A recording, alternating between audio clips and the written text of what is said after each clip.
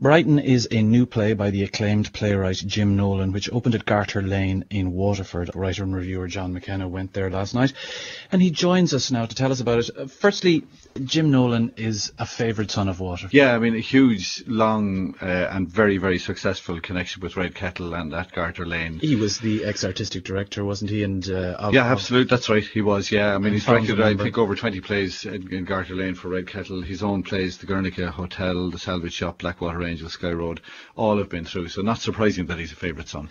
And having a play premiere in there is a big event for Waterford, I'm sure. And it's it's a beautiful, beautiful play. I mean, last night there was full house, and I assume there was on Saturday night, and I hope there will be.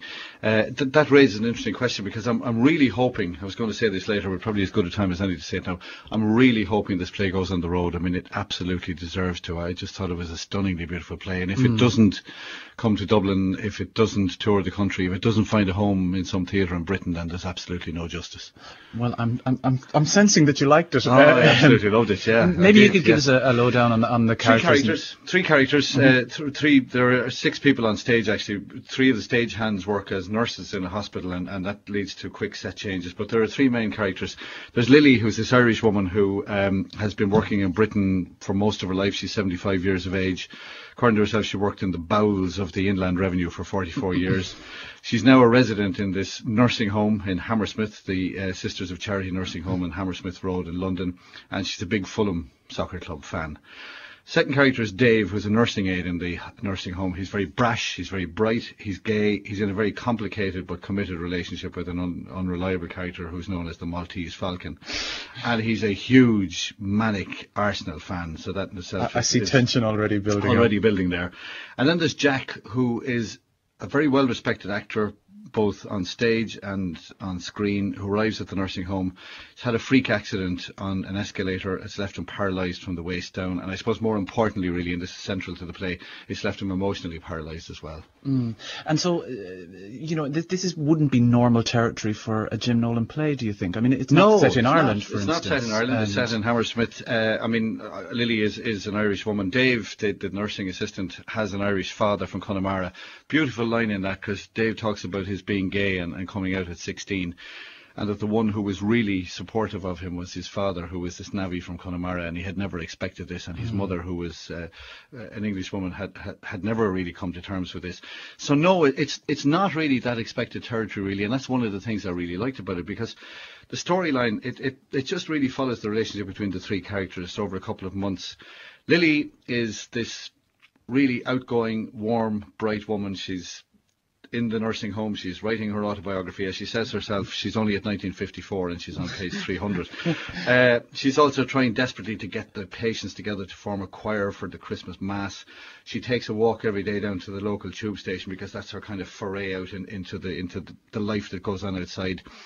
Dave, on the other hand, is trying to hold onto and to cajole this Maltese Falcon into marriage. And then into the middle of this established relationship arrives Jack, who is obviously trying to come to terms with this paralysis, which he's just spent 18 months in Stoke Mandeville and hated it, and now he's here temporarily, he says, while his flat is being prepared for him. We find out that he has a partner, Alison, who's 18 years younger than him, who wants to bring him home, who wants to nurse him, but he's holding out against that because he does not want to be nursed. He has decided, in fact, that he wants to go to Switzerland for an assisted suicide. And there's one of the most beautifully gentle lines in it is a conversation between Lily and Jack about this, where Lily doesn't condemn the notion of assisted suicide. All she says to him is, Switzerland is a horrible country. That's all she says. So and I suppose kind of gentle humour running through it. With a very simple story outline like you've given us, it's 3 possible misfits together and thing. You're therefore depending on the skill of the playwright, and you're depending on his ability to coin beautiful language, I suppose, and theatrical language. And he does, because, to me, I suppose, I was thinking about this last night. I was driving back up from Waterford. To me, this play is really, it's like a poem on stage. There is not one word, there is not one line that's out of place. And it's a story which might have strayed into sentimentality, never does. I mean, the writing is absolutely beautiful. The acting is, it is superb, and the direction is superb. We'll take an excerpt from this. Sure. This is an excerpt. I think we have Mark Lambert and Gillian Hanna, I think, is involved. I gather you've been briefed on Jack's day out. I'm sure it is long overdue. I met Freddie, your Lothario of Ladbrokes. How is he? Inconsolable in your absence. Cried into his gin all evening. And I should warn you, he's planning a visit. That's okay. He intends to propose to you. That's not okay. Though I should think he'll have come to his senses by now.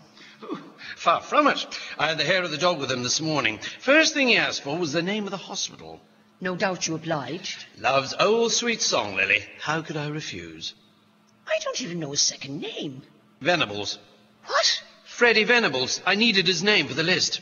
What list? The Calvary House Christmas Choir list. I've recruited him. Sacred Heart of Jesus, is he moving in? Honorary membership.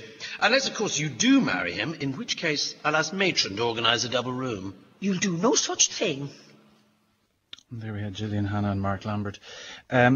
This play has also got a strong team behind it, I'm guessing. Absolutely. I mean, there are some superb... The couple of moments in it. I mean, the acting is superb. Gillian Hanna absolutely blew me away. I mean, as did the other two actors. She's not an actress that I know. No, I had never seen her before. Or at least, sorry, if I had seen her, I wasn't aware that I'd seen her. I thought she has a stunningly beautiful presence on stage, as do the other two actors, but she really stole it for me. But the superb ensemble playing as well, and the direction, there are just some beautiful moments. And there's a moment where Dave tells Jack something about Lily, about her state of health, and there's a moment where Jack is about to switch channels on the TV because he's a big racing fan, and he stops, and it's a moment that the whole play might turn on. There's another beautiful moment later on where the nurses are stripping a bed. We don't know for about 30, 40, 50 seconds why they're stripping this bed, and the moment is left poignantly hanging there. But the level of acting is the level of direction by Ben Barnes is absolutely beautiful. Just he has a track record, hasn't he? With he does. Yes, he does. He does. Nolan, he does. Like he has directed his. And they just work so blindly as a pair, and everything worked last night. One thing that went wrong. What is it about audiences that they do not understand? Please turn off your phone. There was a moment last night, a really poignant moment, where a phone rang twice in the audience. Couldn't believe it. But that didn't spoil the play. There is a case for cattle prods being given to theatre ushers. Well, I think when the looks from some of the actors last night, if they'd had a cattle prod, they'd have been out into the audience with it. But don't miss this play. Please don't miss it if you have to travel to Waterford. But I really, really hope that the play travels. It must travel. It's a beautiful play. And design-wise, it's designed by Joe Vanek? Yes, absolutely. Yeah, I mean, just the set worked wonderfully, because we're talking about a Hammersmith nursing home. We're talking about Brighton. There's a hospital in Brighton which becomes very central because there's a day trip to Brighton and something happens on that. I won't spoil it for you. But just the set is beautiful. The lighting is beautiful. It's a beautiful play. Don't miss it. Okay, big thumbs up there from Tom again. Thank you very much.